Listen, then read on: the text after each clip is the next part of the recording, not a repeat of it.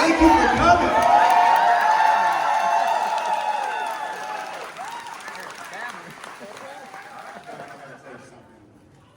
You know, y'all have somehow made a building that was already special to me feel more special. You know, the first time I came in here, there was a basketball hoop over in that corner. Yep. And as I walked in and got everybody up coming in here, it did get me thinking about something. I was 5 years old the first time I dunked the basketball. Yep. Wow.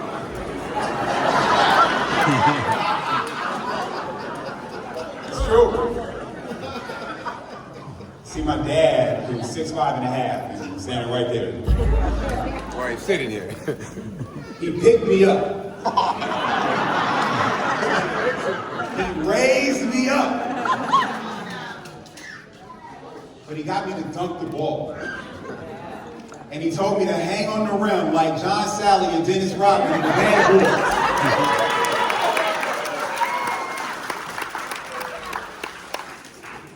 He lifted me to the top of the world. I felt like I could do anything. Now this moment it's a few minutes after that one. But my heart is not far from that feeling. I'm still that kid from the east side of Detroit.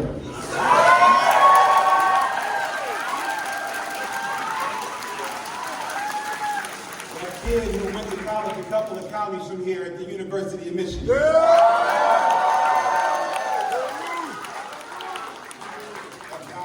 Now raising his family just a few miles from where we are on this stage. But no matter where I've been in this country, Michigan has always been home.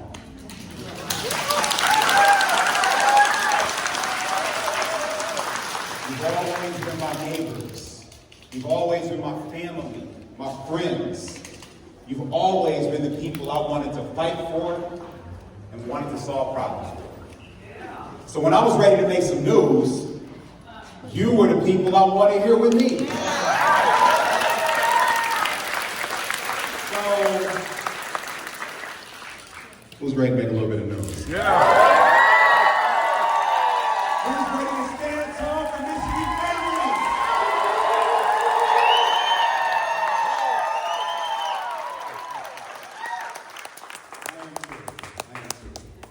Look, I've been to all 83 counties in Michigan 3 times. And when I spend time with people around this state, I see so much possibility, so much greatness, so much kindness. But I also see a lot of worry, anxiety, and fear. Any of y'all see that? Oh, yeah. I see people who are so angered by the political chaos that they don't, or better yet, they no longer believe that being involved in politics gets them any closer to any solutions to any of the problems that they face. And that anger is real. Like it's earned. But that anger masks something, a heartbreak. Because people in Michigan really care, like at a fundamental level, about their futures, about their kids' futures, about our state's future. But I need to go a little bit deeper than that. Underneath that heartbreak is something that is much more powerful. Hope. Yeah. You see, hope is having high expectations in low times. And sometimes these days can feel pretty low. But there's hope there. There's hope in this room. Oh, yeah. That's why I'm here with you tonight. You see, my family came to Michigan because of hope. My grandparents, Dan and Maddie Posey, my grandma Doris, my grandpa Isaac Gilchrist, they came to Michigan from the Deep South. They were part of that great migration that reshaped America's political structure, economic potential, and cultural significance 60 years ago. Michigan was a destination for people from all over the world, filled with hope and searching for a better life. Now, we've seen our share of hard times, but Michigan has always been a place where people who worked hard and who took care of each other could make something better. What you cannot do elsewhere, you can do in Michigan.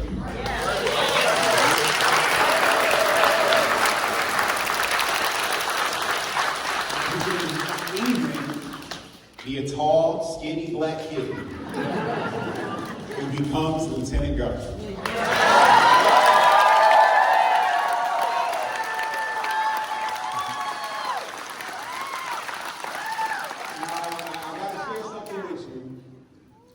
When I was a kid, I was a nerd.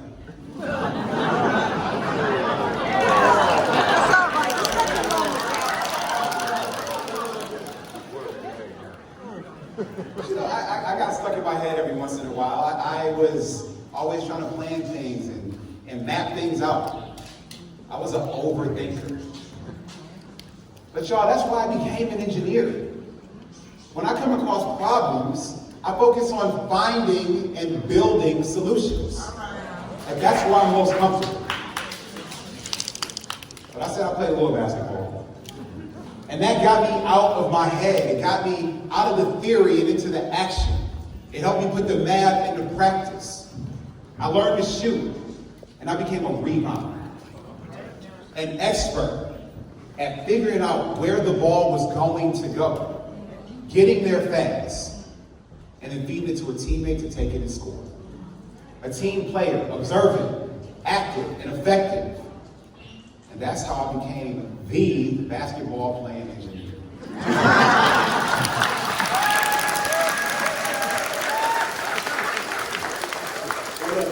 I treat politics and policy the same way. You know, I listen to people, I look at the problems, and figure them out.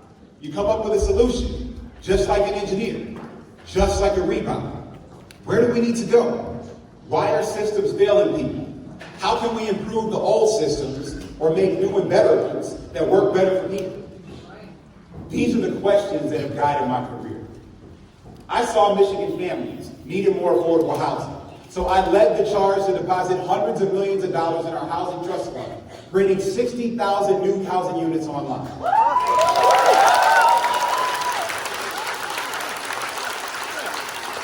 I saw that the justice system failed people who've been held accountable. So I started Clean Slate to help 330,000 people get back on their feet, get a job, an apartment, or reunite with their children.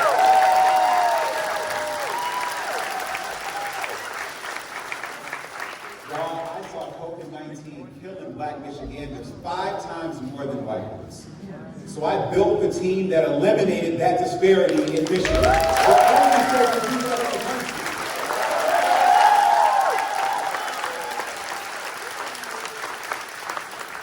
So that's the deal.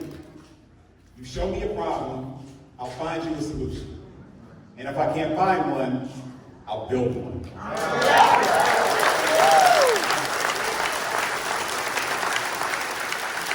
That's my work alongside Governor Whitmer. If you want to get a loan to buy a home at a full percentage point lower than the going rate, you can in Michigan. If you want to build a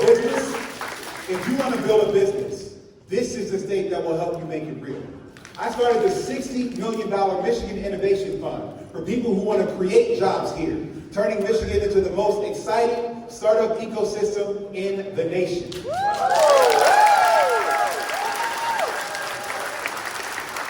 Thanks to your support, we have accomplished so many things. We laid the foundation. But y'all, there is so much more work to do. Now, tragically, we can't count on Washington to help. Wow. We can't count on Donald Trump and Elon Musk. We can't count on weak-kneed Republicans in Congress who care more about Trump than about us.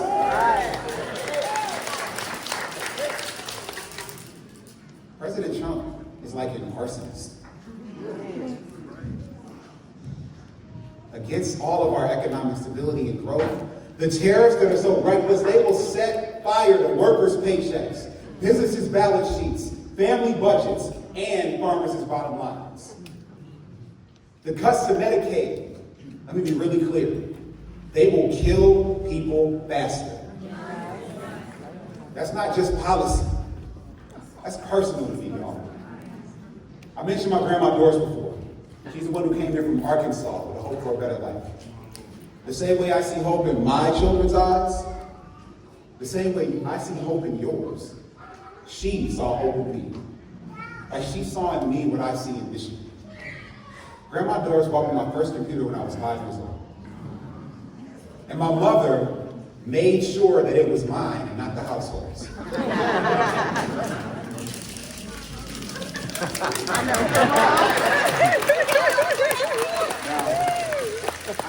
don't know if they knew it at the time, but they were the ones who introduced me to this whole idea of computer engineering. My grandmother lived the last 10 years of her life in a skilled nursing facility on the west side of Detroit that was paid for by Medicaid. She would have never had those sweet sighs of reflective old age, something that all of us deserve, without that support from the state and federal government. This is personal to me because my dad got a job at the Department of Defense when I was 3 months old. And that job provided for our family for the next 34 years. There are tens of thousands of federal workers in Michigan supporting families just like my father did. That is putting those families in jeopardy right now with these proposals. We must stand tall against these attacks on our people. We must fight for what matters. We must protect our people and make progress.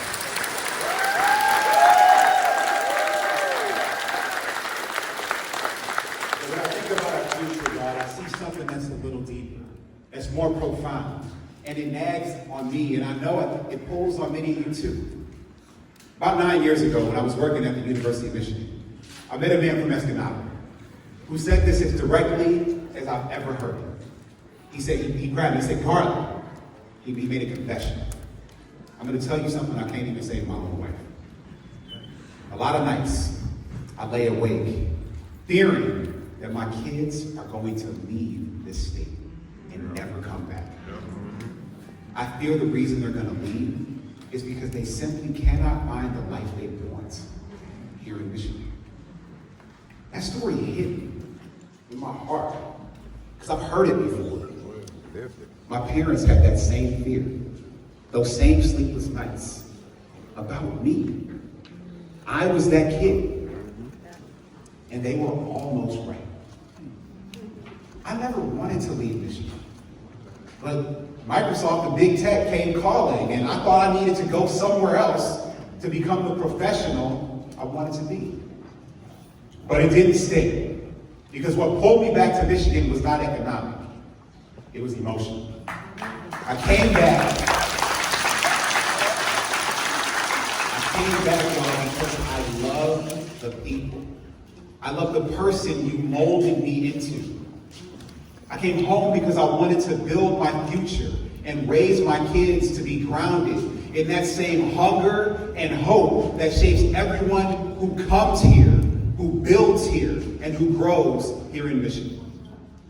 I'm a dad, and just like every parent, I pour everything into my kids because I want them to achieve their fullest potential.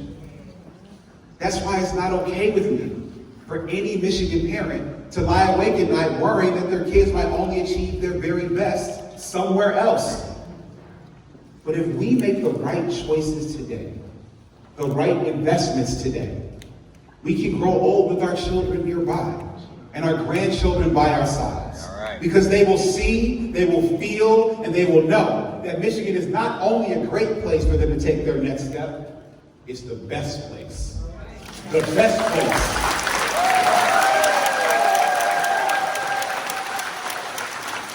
It's the best place to have an idea. The best place to create something that changes the world. Because our dream of health and wealth is one we all share when we close our eyes at night.